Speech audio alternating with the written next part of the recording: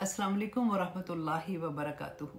आज मैं आप लोगों के साथ एक ऐसी दुआ शेयर करने वाली हूँ जो हज़रत उमर मांगा करते थे। बहुत प्यारी दुआ इसलिए भी है कि जब हमारी ज़िंदगी में कुरान खुलता है तो हम एक ही बात बार बार कहते हैं कि हम भूल रहे हैं, हाय हमें तो याद ही नहीं हो रहा, अब क्या करें, हमें तो इस बात की समझ नहीं आ रही, हमें तजवीद नहीं समझ आ रही, हमें ग्रामर नहीं समझ आ रही, और हम बार बार एक ही शिकवा करते रहते हैं कि हमें तफसीर भूल जाती है। अब देखिए कि हज़रत उमर ने इतनी प्यारी दुआ मांगी थी, आप लोग भी याद कर लीजिए। अल्लाहुम्मा ज़ुकनी यत्तफक्कुरा वत्तदब्बुरा लिमा यतलूहु लिसानी मिन किताबिक, कि ए अल्लाह तेरी किताब में से मेरी ज़ुबान जो कुछ भी पढ़ती है इसमें मुझे तफक्कुर और तदब्बुर अता कर, वल फ़हम लहू, और या अल्लाह मुझे इसका फ़हम अता कर, वल मारिफता बिमानी, और मुझे इसके मानी की मार्फत अता कर, वन नज़र फ़ी अजाइबी, और इसके इजाबात की मुझे पहचान करवा दे, वल अमल बिज़ालिका मा बकीत,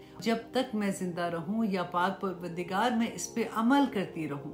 इन्नका अला कुल्ली शैइन कदीर, कि बेशक तू हर चीज पर कादिर है। अल्लाहुम्मा ज़ुकनी यत्तफक्कुरा वत्तदब्बुरा लिमा यतलूहु लिसानी मिन किताबिक, वल फ़हम लहू, वल मारिफत बिमानी, वल नज़र फ़ी अजाइबी, वल अमल बिज़ालिका मा बकीत, इन्नका अला कुल्ली शैइन कदीर। ए अल्लाह तेरी किताब कुरान से मेरी ज़ुबान जो तलावत करती है, या पाक परवरदिगार मुझे उसमें तफक्कुर और तदब्बुर अता कर, और ए अल्लाह मुझे फ़हम अता कर, और उसके मानी की मार्फत अता कर, और इसके इजाबात की मुझे पहचान करा दे। जब तक मैं जिंदा हूँ या अल्लाह मैं इसके मुताबिक अमल करूँ, बेशक तू हर चीज पर कादिर है। या पाक परवरदिगार मेरे लिए आसानियां पैदा कर, ताकि मैं तेरे कलाम को समझ सकूं, ताकि मैं उस पर अमल करने वाली बन जाऊं।